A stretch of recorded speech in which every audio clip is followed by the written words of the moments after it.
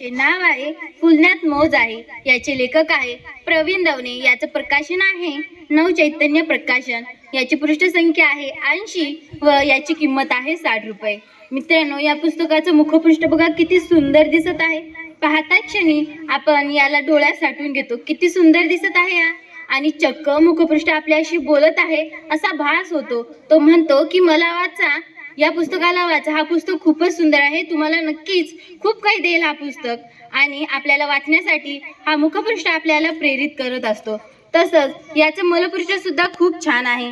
यात जो फुलपाखरांचे चित्र आहेत ते मला फार आवडले आणि ज्या काही यावर ओळी लिहिलेल्या आहेत त्या सुद्धा फार सुंदर आहेत. यामध्ये असं दिलं आहे की आजच्या वयात लेकरं स्वतःला परीक्षामध्ये बुडवून घेतात. स्पर्धा परीक्षांच्या मार्फत ते स्वतःला वाहून घेतात, पण ते जीवनच जगायचं राहून जातं त्यांचं.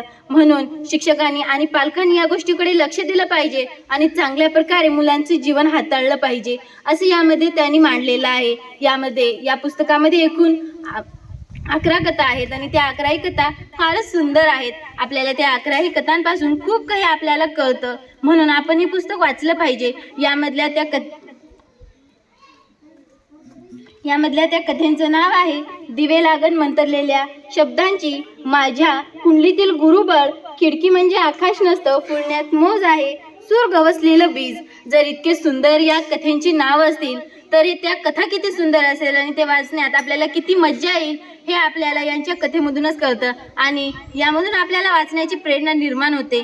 मित्रांनो, जेव्हा हे लेखक त्यांच्या शिक्षकांना भेटायला जातात, लहानपणी म्हणजे आपण कसं करतो, जेव्हापर्यंत आपल्याला शिक्षकांची साथ हवी असते तोपर्यंत आपण त्याचा उपयोग करतो, नंतर आपण त्यांना बोलतही नाही. पण शेवटपर्यंत यांनी आपल्या गुरूंचा हात सोडलं नाही आणि शेवटी जेव्हा ते त्यांना भेटायला जातात तेव्हा ते म्हणजे शब्दाने बोलत नाही तर स्पर्शाने त्यांचं बोलणं होतं आणि ते जेव्हा त्यांचे चरण स्पर्श करतात तेव्हा भरभरून त्यांच्या शिक्षिका त्यांना आशीर्वाद देतात.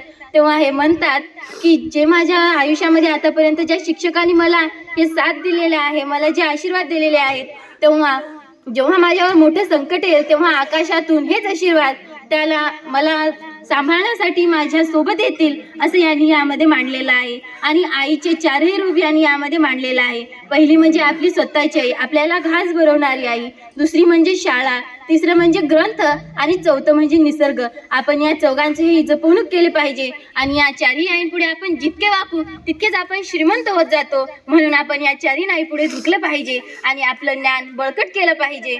आणि मित्रांनो, आपण जेव्हा आईपुढे जितकं झुकतो तितकंच आपण श्रीमंत होतो असं या पुस्तकामध्ये लिहिलेलं आहे.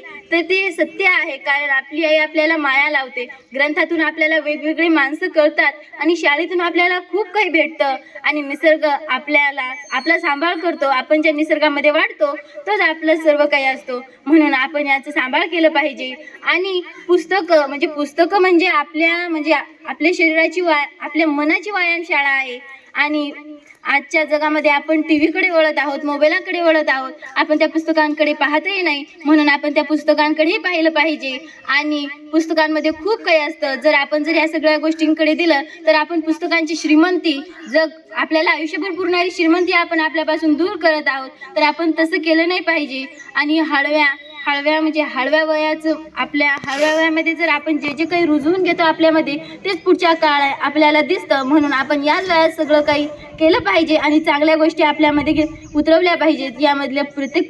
यामध्ये आपण जितकं काही वाचू आणि तेही मोठ्याने वाचू आणि आपल्या जिभाने जर शब्दांचे वजन उचलले तर ते किती सुंदर असतात आणि त्या शब्दांमध्ये कशी गंमत असते हे या पुस्तकामध्ये दिलं आहे. आणि मी माझ्या शिक्षकांचे, या लेखकाचे व या पुस्तकाचे फार फार आभार मानते की यांनी मला खूप काही दिलं. हे पुस्तक मला भेटलं नसतं तर यामधल्या काही गोष्टी मला कळायला नसतं आणि या लेखकांनी जर हे पुस्तक लिहिलं नसतं तर मला हे काही कळालं नसतं आणि यांचं जीवन कसं होतं हे सुद्धा मला कळालं नसतं. आणि जर माझ्या शिक्षकांनी मला चांगल्या पद्धतीने हे वाचन करून दाखवलं नसतं तर मला यामधल्या ज्या गोष्टी आता मला ज्या काही गोष्टी समजल्या आहेत त्या मला चांगल्या प्रकारे समजल्या नसत्या. पण या तिघांचेही मी फार फार आभार मानते की त्यांनी एक चांगल्या प्रकारचं पुस्तक माझ्यासमोर आणलं आणि चांगल्या प्रकारे मला वाचून दाखवलं. मित्रांनो, यामधले चित्रसुद्धा खूप छान आहेत. यामधल्या गोष्टी आपल्या हृदयात साठवून ठेवू शकतो, इतक्या सुंदर यामधल्या गोष्टी आहेत. म्हणून आपण हा पुस्तक नक्कीच वाचला पाहिजे. धन्यवाद.